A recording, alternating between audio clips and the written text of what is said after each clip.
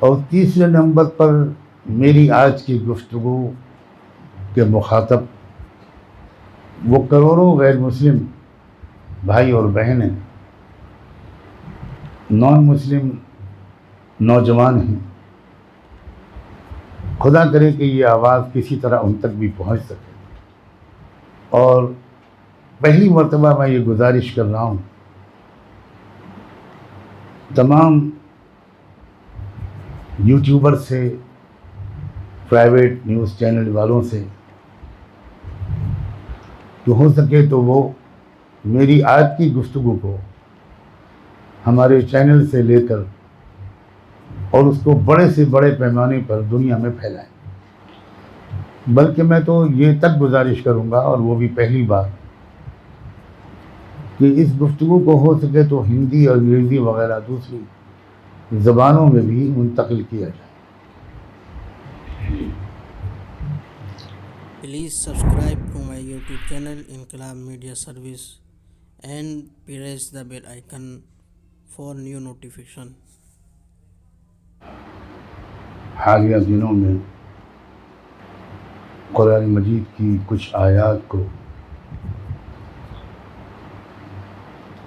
سخت مذمت و تنقید کا ہدف بنایا گیا ہے، اور یہ پہلے بھی ہوتا رہا ہے. اور یہ ایک موقع فراہم کرتا ہے کہ ہم ان آیات اور ان میں آئے ہوئے احکام و ہدایات کی روح کو اچھی طرح سمجھیں. ہر بار جب یہ اعتراض اٹھتا ہے، اس قسم کی باتیں کہی جاتی ہیں، تو بہت سے نئے لوگ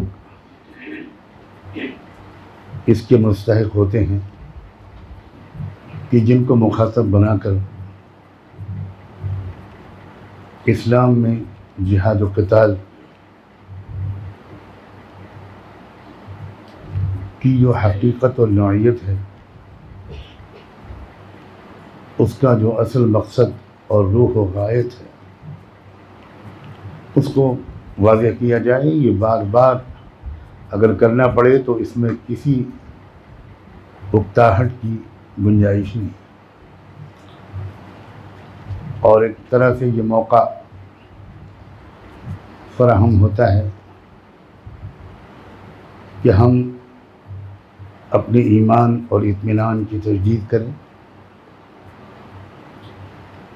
اسلام کے انتہائی عادلانہ اور حکیمانہ دین و شریعت ہونے پر اپنے اطمینان کو تازہ کریں، اور زیادہ سے زیادہ انسانی آبادی کے افراد تک اس بارے میں صحیح علم اور موقف کو بہتر سے بہتر انداز میں پیش کر سکیں. ایک طرح سے یہ موقع قدرت کی طرف سے مل جاتا ہے ہم کو. تو صرف لعنت ملامت پر اکتفا کرنا یہ عقل مندوں کا شیوہ نہیں، بلکہ شر سے خیر کا نکالنا یہ قیادت کی حکمت اور فراست کا امتحان ہوتا ہے. میں بار بار یہ بات کہتا رہتا ہوں کہ پوری سیرت نبوی میں اٹھا کر دیکھ لیں، کوئی فتح اور کوئی پیش رفت یا پیش قدمی کسی چیلنج کے بغیر نہیں ہوئی ہے. ظلم اور کفر کی طاقتوں کی طرف سے کچھ نیا چیلنج درپیش ہوتا تھا، اور وہی چیلنج ایک موقع فراہم کر دیتا تھا یا اللہ کے رسول کی حکیمانہ اور ملہم قیادت اس چیلنج کو موقع میں تبدیل کر دیا کرتی تھی. یہی قیادت کا، اس کی سمجھداری کا امتحان ہوتا ہے. اگر قیادت بھی صرف گالم گلوچ کا جواب گالم گلوچ سے دینے لگے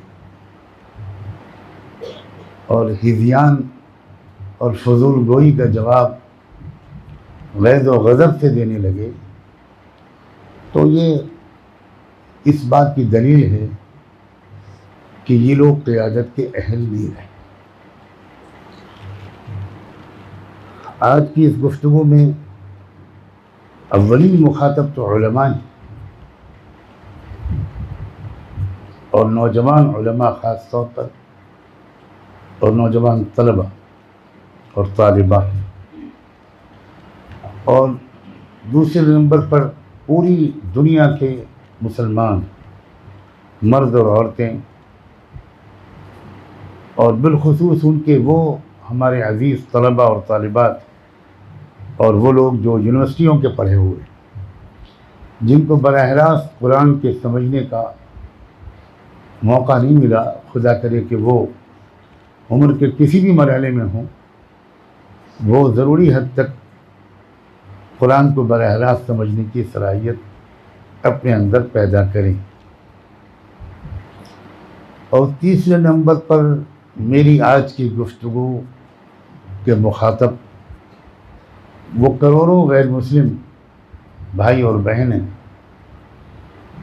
نان مسلم نوجوان ہیں۔ خدا کرے کہ یہ آواز کسی طرح ان تک بھی پہنچ سکے۔ اور پہلی مرتبہ میں یہ گزارش کر رہا ہوں تمام یوٹیوبر سے، پرائیویٹ نیوز چینل والوں سے، کہ ہو سکے تو وہ میری آج کی گفتگو کو ہمارے چینل سے لے کر اور اس کو بڑے سے بڑے پیمانے پر دنیا میں پھیلائیں، یا آج کی میری اس گفتگو سے بہتر اگر کوئی اور ترجمانی انہیں نصیب ہو، مل جائے، اور یقیناً مل سکتی ہے، تو وہ اس گفتگو کو زیادہ سے زیادہ پھیلائیں۔ بلکہ میں تو یہ تک گزارش کروں گا، اور وہ بھی پہلی بار، کہ اس گفتگو کو ہو سکے تو ہندی اور انگریزی وغیرہ دوسری زبانوں میں بھی منتقل کیا جائے۔